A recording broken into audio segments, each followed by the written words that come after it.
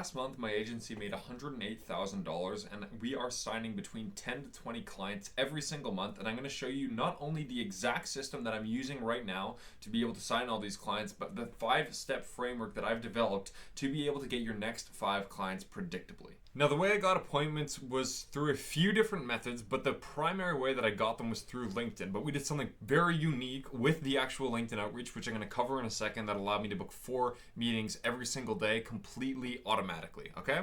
Now, what we were doing in here and what I initially had to do in order to build this out was I had to come up with a process myself to take someone from a random profile on LinkedIn to someone who is actually on a calendar scheduled with me because they were interested in my service, okay? So the way that I essentially kind of figured out how to do this was, what we were doing is I would send an initial voice note, okay? And what that voice note would say was basically something along the lines of, I want to show you some strategies that I use to get X amount of appointments, okay? Because that's what we do, obviously, right? Now, what they did from there is if they positively replied to that, then what would happen is I would send them over my pitch, which is just basically going to talk about my services, the offer that I get, the results, the guarantee, all of that kind of stuff, right? And what was interesting there is when I had that process in just those 2 steps, I was actually able to get about 5%, 4 to 5% of people to actually book in with me from the, compared to the initial messages that I sent, right? But what was interesting was when I was doing this, I ended up outsourcing it to a setter, okay? Now, I did this originally so I could find the proof of concept, okay? So once I had that 4 to 5% booking rate, then I knew that this was gonna work. I'm like, okay, good, let's outsource it and let's scale it, okay? So what I did at that point is I brought on a setter. And then what he ended up doing was he was actually able to get that booking rate up to 9%. Okay, so he almost doubled what I was doing, and he was also doing about 5 times the amount of outreach that I was doing, because he was doing this on 5 different accounts full time, and I was just doing it on the one. Okay, now the biggest difference that he made in order to actually achieve those results is by using omnipresence. Okay, so what he actually did, and I would highly recommend doing this, and it takes a lot of energy, but if you're in a place where you need to get these next 5 clients, this is gonna help you out, okay? So what he was doing is after people positively replied, so after he knew that someone was in our niche and they actually had some remote interest into what we were doing, which we know because they positively replied, what he would do is after sending that text-based pitch to everyone, what he would do is he would go ahead and reach them on every single other channel that he could find, okay? So the biggest drop-off that most people have is when they get some sort of response or some sort of reply, they can't get them to book an appointment, okay? Now, the thing that you have to do at this point is, because there's a lot of people that will just reply to everyone, you still need to stand out from the noise in order to get that person to continue to book, okay? So what he was doing is he reached out to these people everywhere, okay? So he was able to, we have a strategy to find people's phone numbers from LinkedIn. So he got their phone number and he would call every single person that wanted to hear the pitch but didn't necessarily book right away, okay? He would also cold email every single person, just basically reiterating the pitch that he already sent through LinkedIn. He would also text them on SMS. He would iMessage them. He would message them on WhatsApp. He would message them on Instagram. He would message them every single place that he could find these people, he would message them. And what ended up happening there is literally the booking rate increased by double, just because he was willing to put in that extra work of being able to go everywhere and do everything in his power to capitalize on the people that were already interested rather than finding new people, okay? And this is a big kind of shift that I had recently, where it's obviously about volume, but it's also going to be about maximizing the potential of the leads that you currently have, okay? So if you have someone that is remotely interested in what you do, it should be your primary obligation to do every single thing in your power to get that person on a call, okay? And that means taking that extra step. That means reaching them on multiple different platforms, okay? So rather than scaling vertically, making it better and then doing that on top of it, right? Because there's so much room for growth when you focus on the people that have already given you interest when you're in this kind of a DM conversation, okay? The offer that we actually used to get these clients was a little bit different, okay? So what I typically do when building out offers is I like to reverse engineer the client's pain points into an actual package that we can essentially give to someone, and they're gonna be able to, again, instantly see the value in there, okay? So a lot of the times what people do is they think about this great situation for the client. They think about all the stuff that they could add in there, like adding all this like different like pieces of value inside of their offer, and it's all kind of like a scattergun approach. They're like, this could be useful, so I'm going to add this. Like, there's a lot of agencies I know who do like, they have like Google reviews and Facebook ads and Google ads and all these like different features and retargeting campaigns and pixels, and they think that adding all these things is going to make the thing valuable. But the issue is that's not actually what the client wants. So what I noticed from my niche specifically is I was looking at what is their pain point, what is their problem, okay?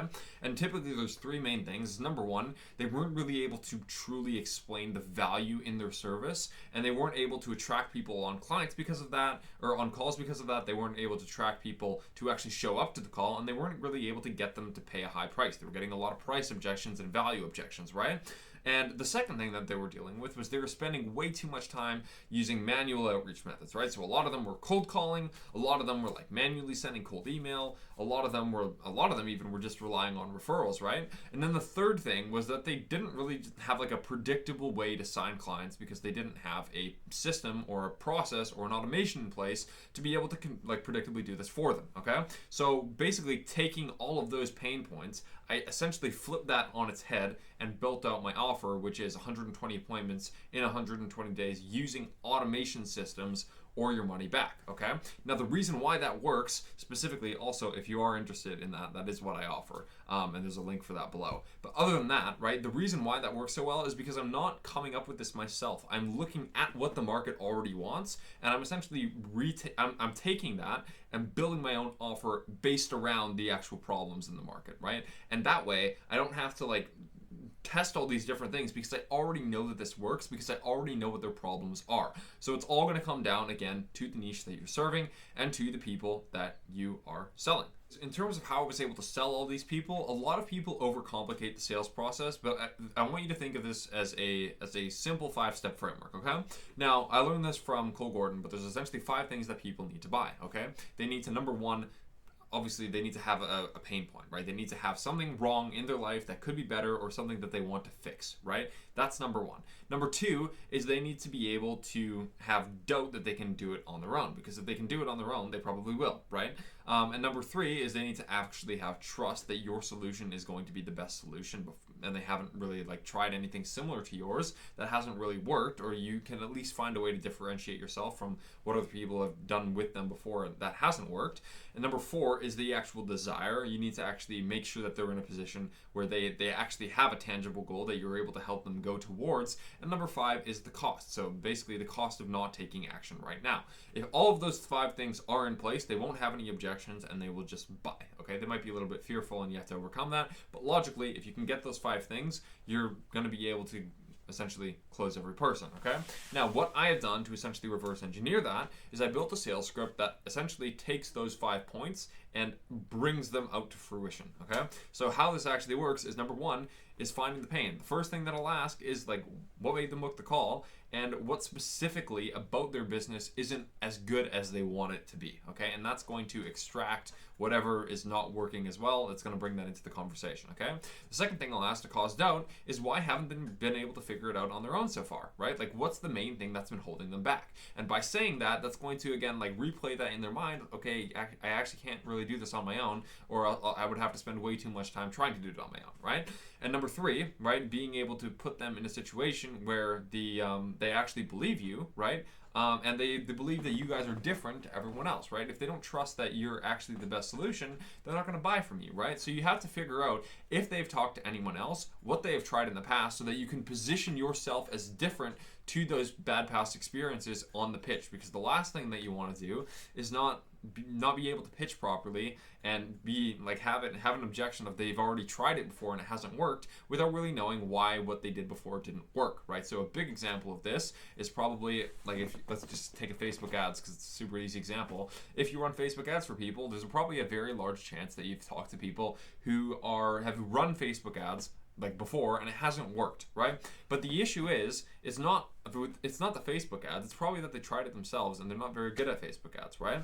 So what you have to do is you need to ask, okay, well, I guess why didn't that work for you, right? Was it like what specific piece? Was it the click-through rate was low? It was like what were your metrics? What was your booking rate? What was your landing page conversion rate? Get all these numbers and see, oh, okay, so maybe you need help with your funnel. Your funnel wasn't good, okay? And then when you go into the pitch, you can talk about how your funnel is going to be different from what they used before, okay? And then they're going to not have the objection of, oh, I already tried this before, so this is not going to work, right? Because you can position yourself differently inside of the pitch. Number 4, obviously, you're just going to be able to ask what the revenue goals are, what their personal goals are, all that kind of stuff, so you can actually paint a picture in their head of what the benefits are, essentially, of actually working with you, what they're going to be able to achieve, and then figuring out like why they have to take action now, right? Like you can ask them like, why are you only on this call now? Like why haven't you been looking for why haven't you been looking for help with this like 3 months ago? Because you said this problem has been a problem for 6 months ago. Like why are you only like, I guess, looking to solve this right now? Like why is this important to solve right now?